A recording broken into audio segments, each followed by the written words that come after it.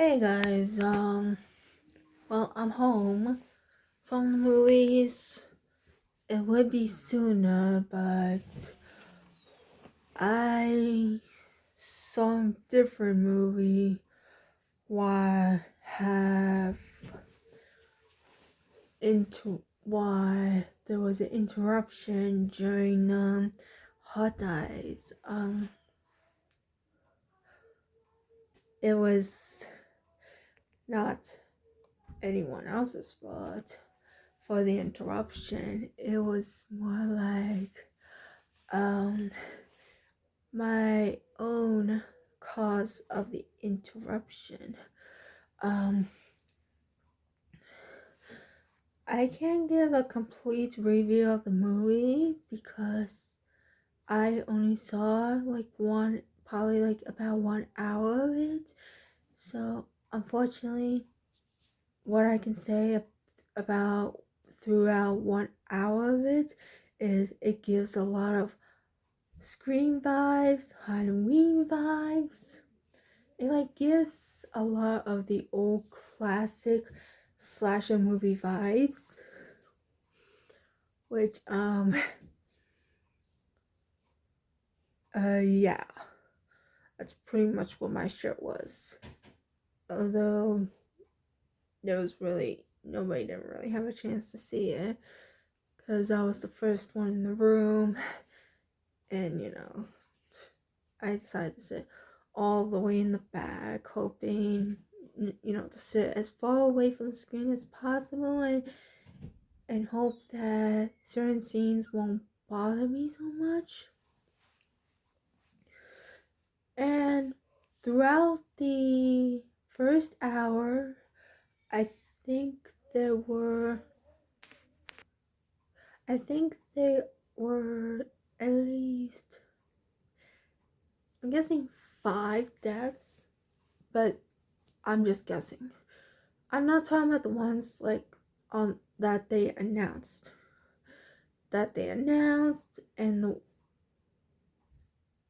Let's just say throughout this 1 hour, there were deaths that were seen, and announced, and off screen, on screen, and there was just a lot. But I can think of 3 that were officially done by Hot Eyes the Killer himself. Well, 4 now that I'm within this 1 hour that I can think of. And the very first official death, it gives full on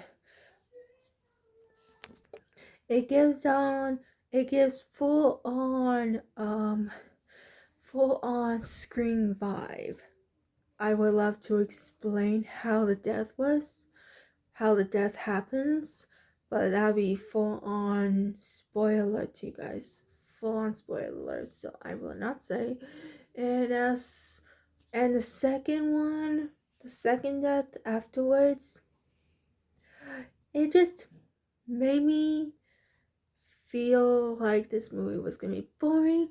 But then the second one, it gave me a lot of classic horror movie vibes, like Scream and Halloween, and even Saw.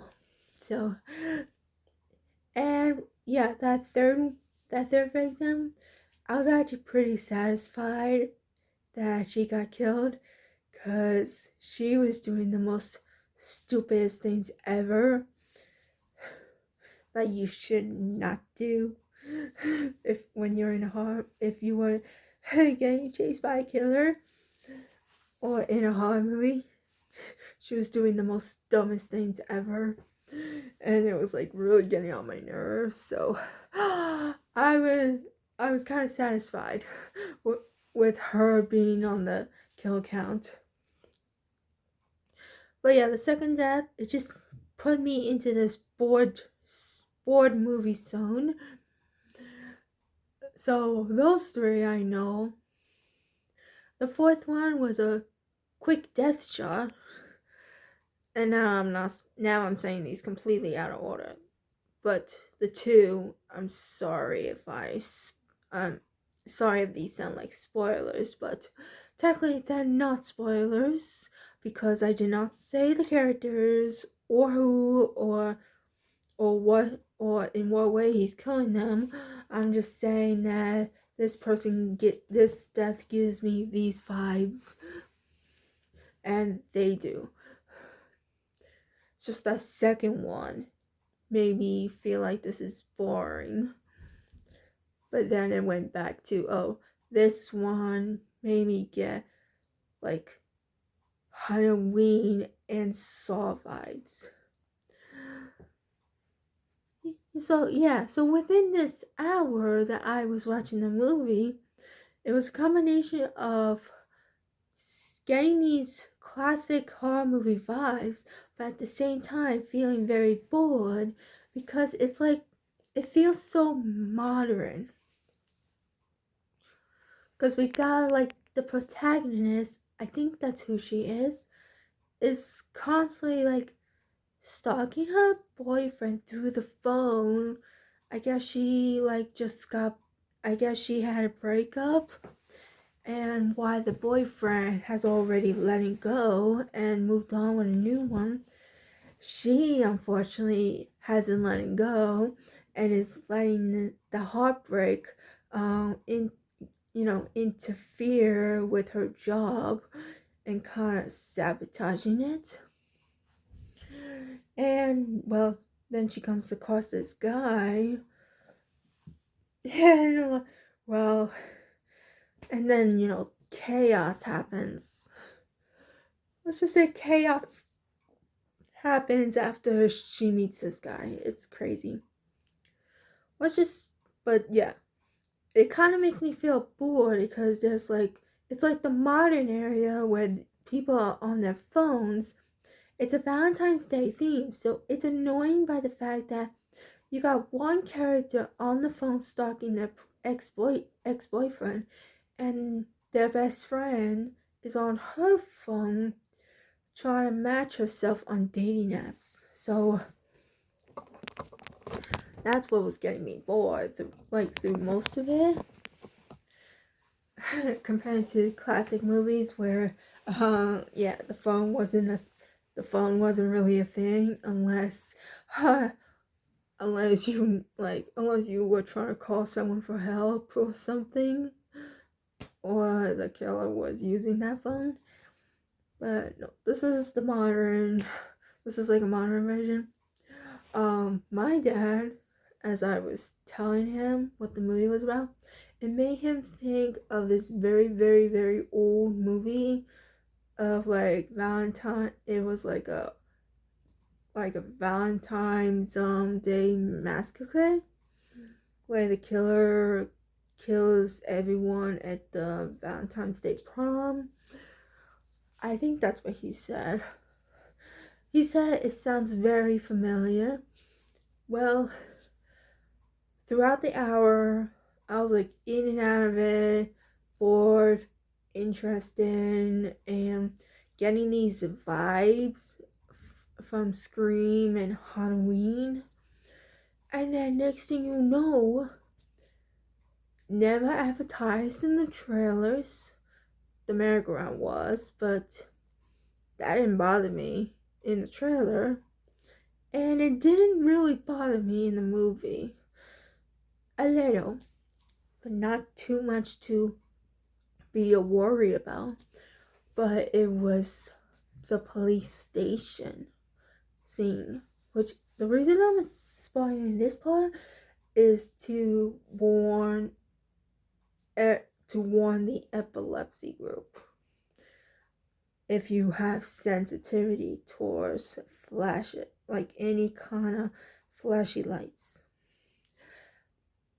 It's crazy how this movie, like pretty much an hour of it, like almost an hour of it, is just kind of gives like the old classic horror movie vibe, except it's in the modern age, like the current generation age. But then suddenly it literally jumps straight into like flickering lights, and I'm not just talking about one type of flickering lights, but multiple different types of flickering lights. And it just like goes dramatic.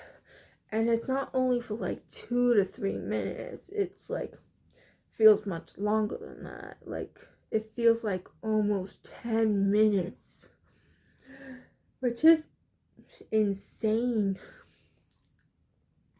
Like, I shouldn't have opened my mouth about a post I made earlier that this movie will probably be similar to It Chapter 2 and Tarot, because It Chapter 2 has their own flashy effects for a certain long amount of time. But this one, I reacted so quickly that I had to leave the room and I lost my balance. Like, that's how quickly reactive I became. And you can't entirely blame this scene. Like, there were some movie trailers that had similar flashy lighting effects. Like, the one trailer had like rave lights, in other words, like rave and concert lights in their trailer, and another one had just flashings. So pretty much that was a start of the trigger when it comes to flashings. But this scene, it was just full on attack. Like, I started having difficulty with my functions, and I had to get out of the room because I wasn't sure how much longer I was able to handle the scene or the movie itself. And I struggled walking down the stairs as calmly as possible of that room and then going out.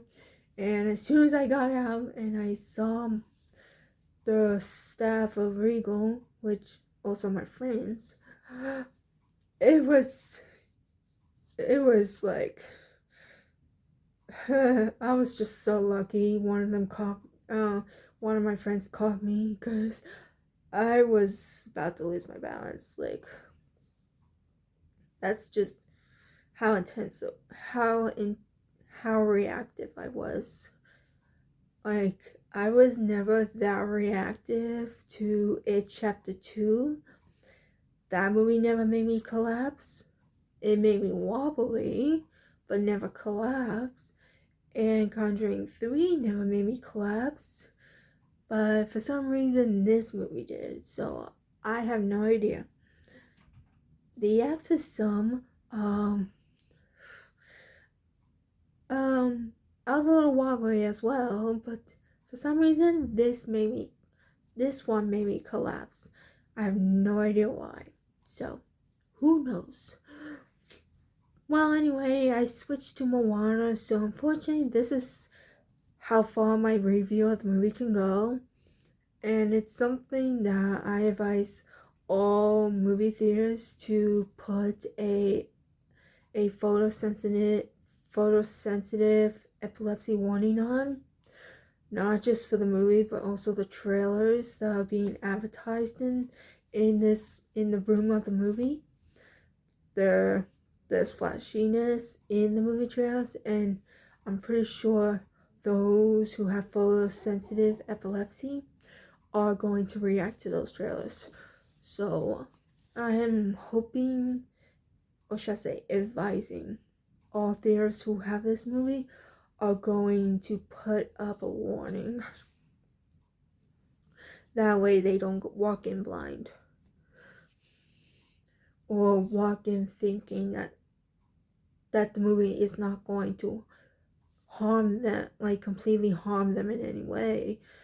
But yes, there is one scene before I left that actually will be harmful. So that's all I gotta say. So, but other than that, I hope the rest of you have enjoyed this movie, and I would like to hear your opinions because I did not watch the entire movie.